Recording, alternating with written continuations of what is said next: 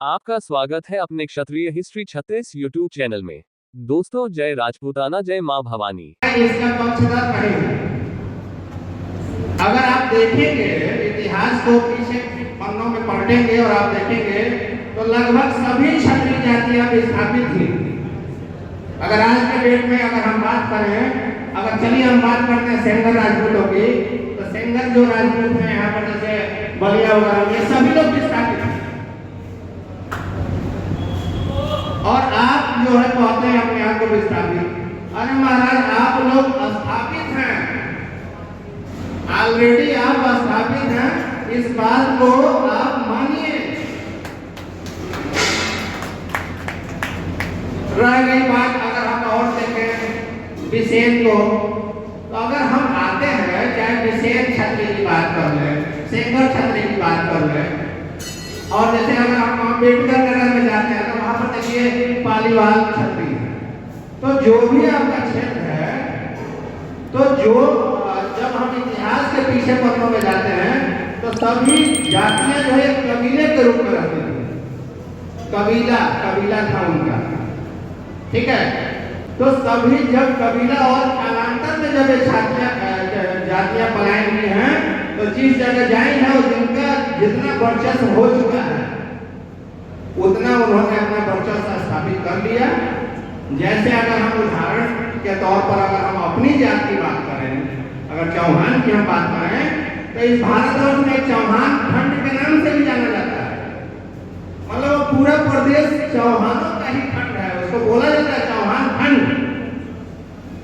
उसको हम बता रहे हैं सीधी जिला मध्य प्रदेश का है, वो ऑटोमेटिक चौहान खंड बोलते हैं।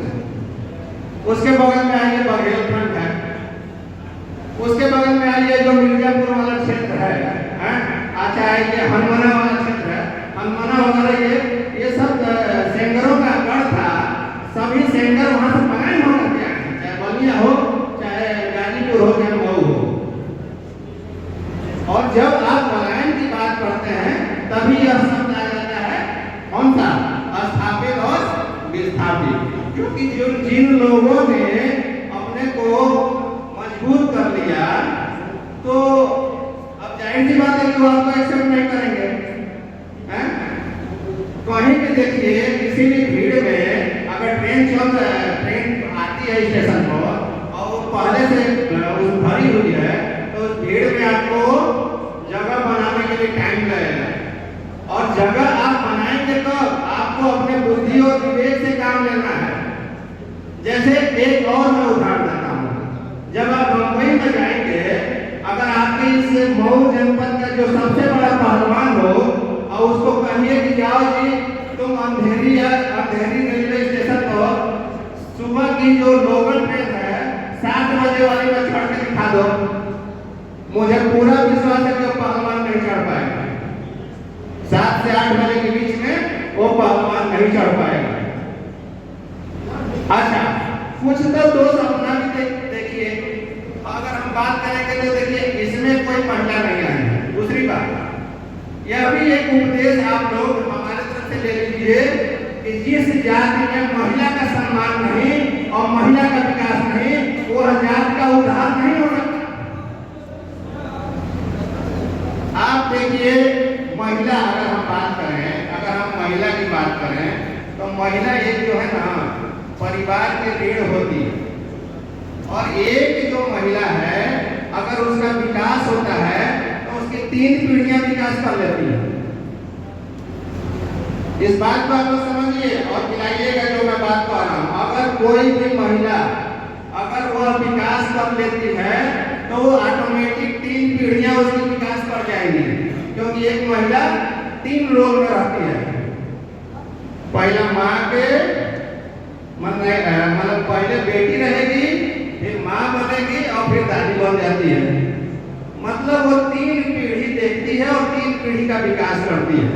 तो बंधुगण, मैं ये कहना चाहूंगा कि अगर आपने समाज का उद्धार करना है तो आप जो है अपने घर की महिलाओं को आगे बढ़ाइए और महिलाओं को कम से कम शिक्षित करिए, आत्मनिर्भर बनाइए।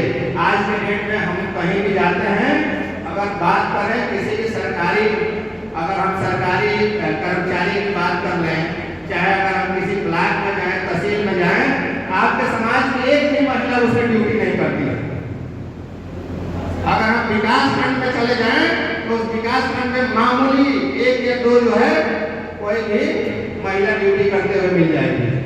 यह बात बहुत बुरी लगती है हमको, जब मैं घूमता हूँ और देखता हूँ तो काफी बुरी लगती है।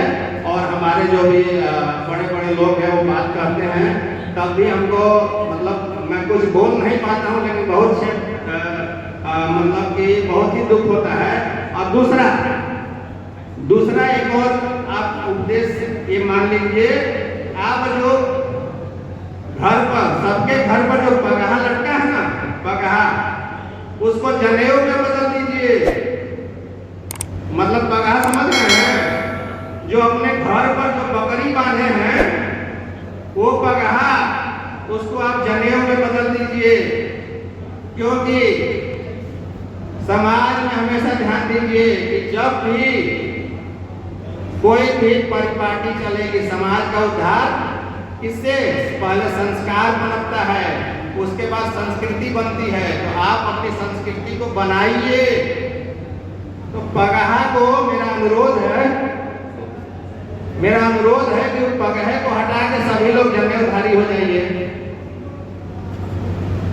और तीसरा मेरा उपदेश है कि सभी जो भी मंचासीन जितने पदाधिकारीगण हैं और जितना, चाहे चौहान एकता फाउंडेशन हो, चाहे विश्व चौहान वंश फाउंडेशन हो, चाहे क्षत्रिय भारतीय क्षत्रिय महासभा या अन्य जितनी भी हमारी प्रांतीय संस्थाएं हैं, इन सब के पदाधिकारियों से एक मेरा ये भी अनुरोध है कि आप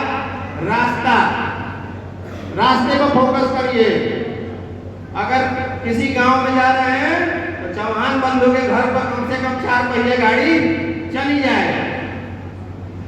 ज्यादा तो बात मुझे नहीं कहना है, क्योंकि हमारे बीच में और भी लोग हैं, फिर ये देंगे। लेकिन कुल मिला के सभी चीजों को कंक्लूड करते हुए 3 बात को मैं ले रहा हूँ। पहले तो आप महिला को आगे बढ़ाइए अपने समाज की, और दूसरा जो बकरी वाला जो पगहा बांधे हो उसको हटा करके जनेऊधारी बन जाओ। और तीसरा, हर चौहान के दरवाजे पर रास्ता, मतलब 4 पहिया गाड़ी पहुंच जाए। जिस दिन यह तीनों काम हो जाएगा, आपको अपने आप क्षत्रिय बन जाओगे।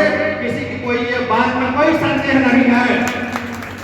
इसी बात से आप सभी लोगों को पुनः धन्यवाद देता हूँ और आभार प्रकट करता हूँ कि मुझे आप लोगों ने मंच पर बुलाया 2 शब्द बोलने के लिए। धन्यवाद।